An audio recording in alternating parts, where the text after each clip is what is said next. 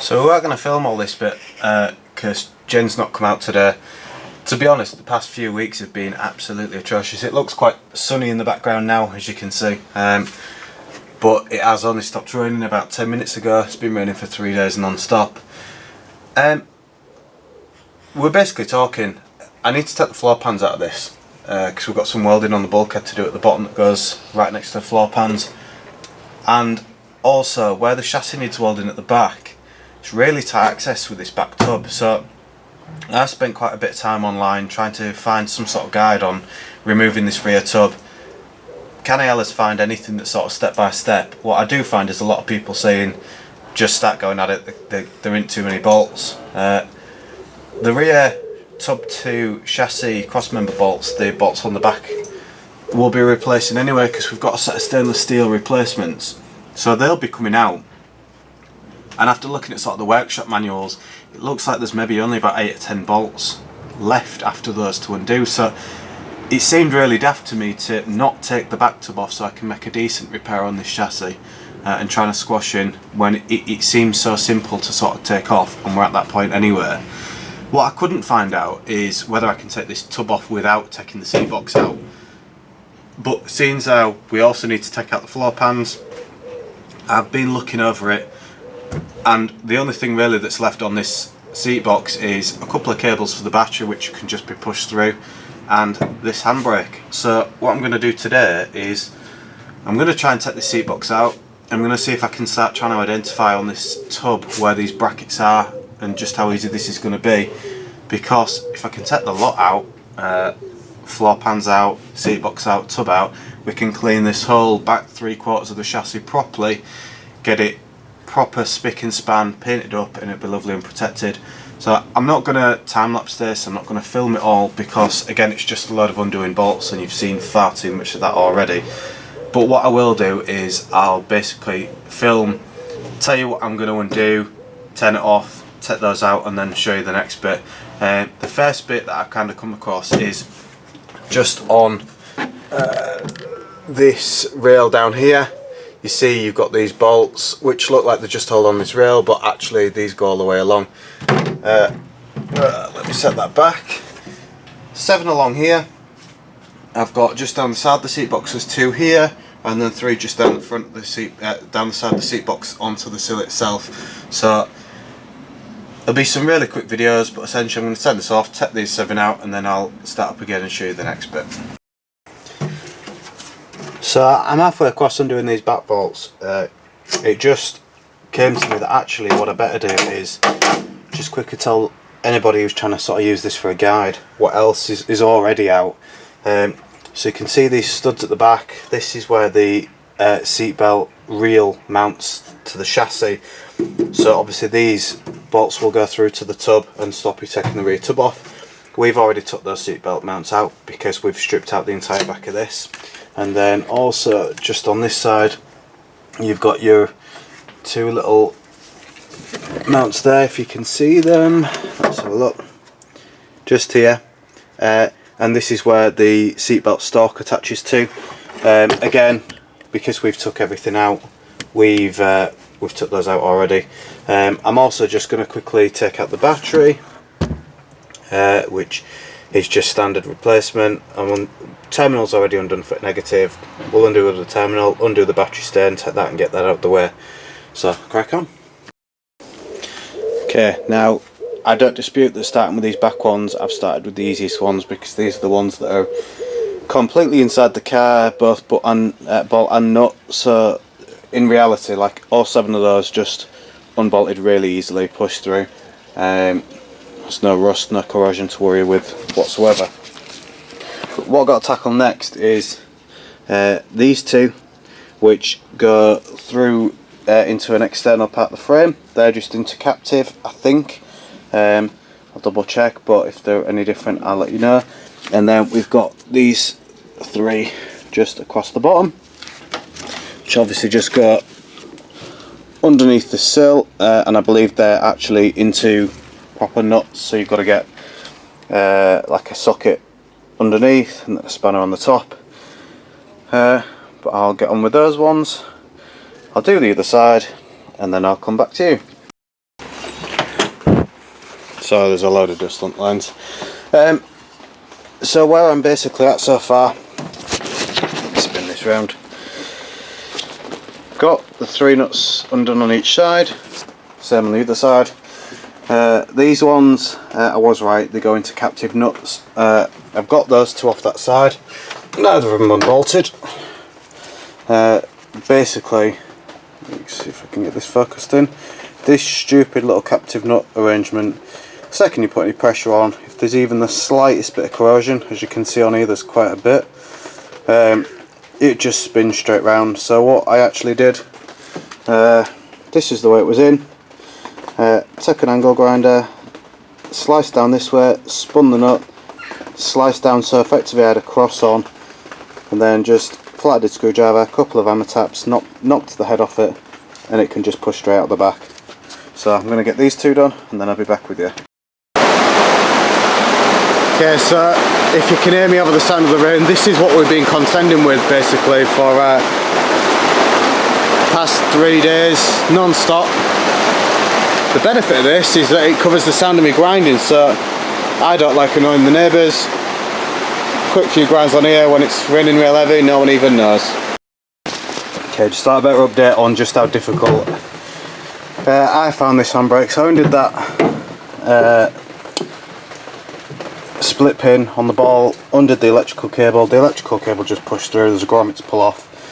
But I couldn't, even when I got this undone, I couldn't get it off the actual handbrake unit. So for the sake of the 2 30mm bolts, you can see at the very top and the very bottom, you can actually reach under, undo those, and then this rubber connector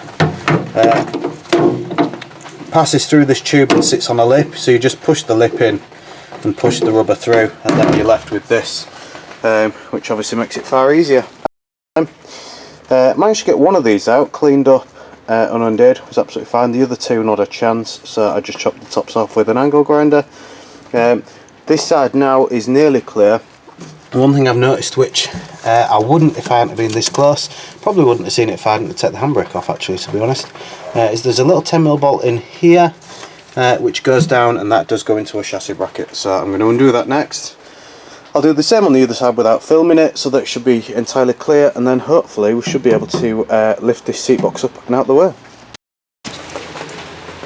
Okay, so got the transmission tunnel out. Not that difficult, you've just got to go around, there's a cross-headed bolt in each of the bolt holes. They're not that difficult to undo because they go into these plastic inserts rather than onto nuts, so they're not that seized. But you just try and make sure that you clean out the crosshead. And a tool that I found really useful is just one of these. It's just a pick, but obviously it's really sharp on the end. You can get right down into the threads with this, not into the threads, into the cross on the cross-headed bolt. Clean that out so that your screwdriver fits nice and snug. And again, I tend to use this type of array, which is a screwdriver in a socket, so that I can really put some pressure down on that screw and tighten it at the same time. Okay, it's a big space where the seat box used to be. So once you've got this transmission tunnel out, undone the floor bolts, and got those 2 little nut and bolts which go into, you can see the chassis mounts, one on this side and one on that side. And then as long as you've got all the outside bolts done, run your chisel or your scraper, whatever you're going to use, all the way along to undo all this double-sided tape, and then the floor pans will just pop off and the seat box is free to lift out. The whole point of this was so that we could see these lovely mounts. I'll get these soaked up, but for now today it's getting on a bit, so I'm going to leave these to soak and leave it like this. Okay, we're on to a second day with this tub removal. Just quickly checked which bolts I've got out. I think last time I left you I just soaked these bolts just under the seat box. I'll just quickly show you. So I think last time I'd left you I'd soaked these in WD-40. I've got those undone, they're just a nut and a bolt each side, and I've got the same undone on that side. One thing to be aware of is The seatbelt mount for the reel is a steel bracket, gets bolted up here and then they pop through there. Just be aware when you undo those that this will come out. That side is held up, it's literally not held up by anything, so it will fall out at any point. Thought I'd got the front completely undone, gone to lift it, and what I have realised is we've got these two straps which just go from here up and just bolt into the back of the seat box, which is just the outer one of these, just this one just here. I did originally try to undo this nut, but as you can see it's a mangled mess, but fortunately those ones up there are undoing fairly well. I've undone the other side. I'm just going to undo this one and then I'll have a quick evaluation as to what we've got left attached at the front.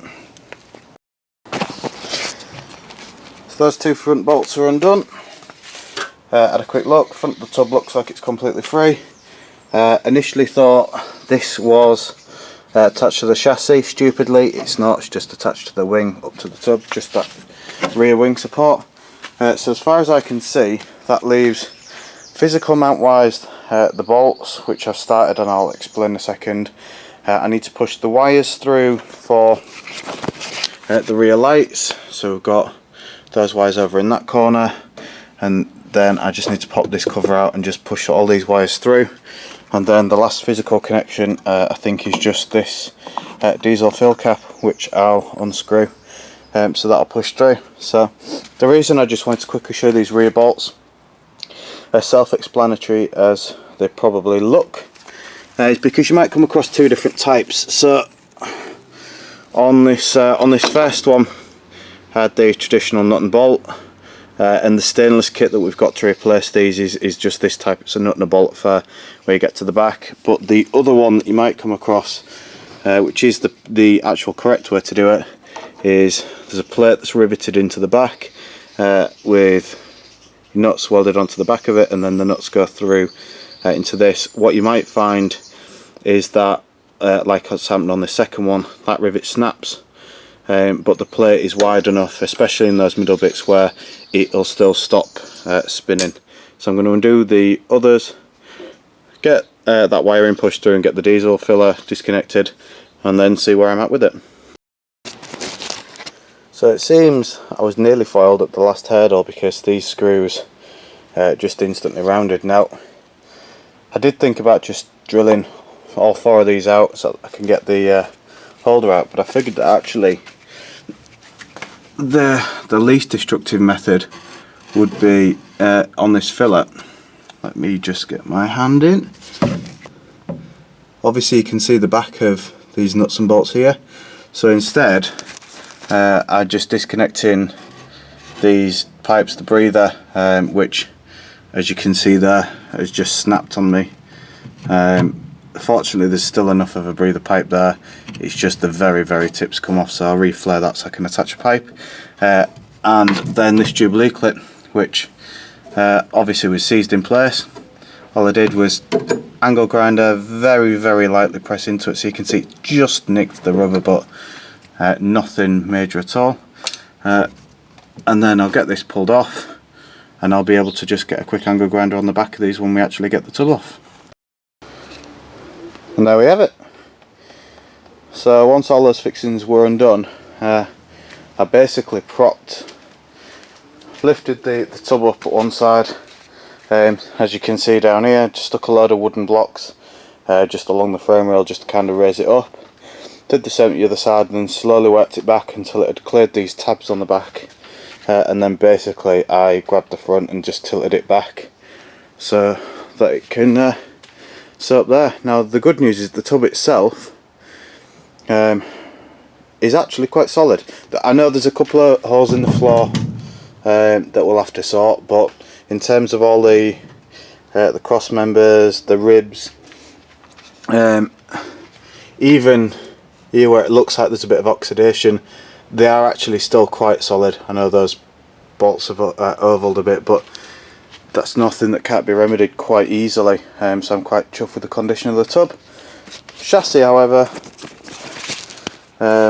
Cross member, which I thought was fairly solid on the back, it's just starting to go on the edges here. Now I'll have a proper dig around at this, and it's just one of those cases where if I can weld a couple of patches on here and the rest of it's solid, I'll do that.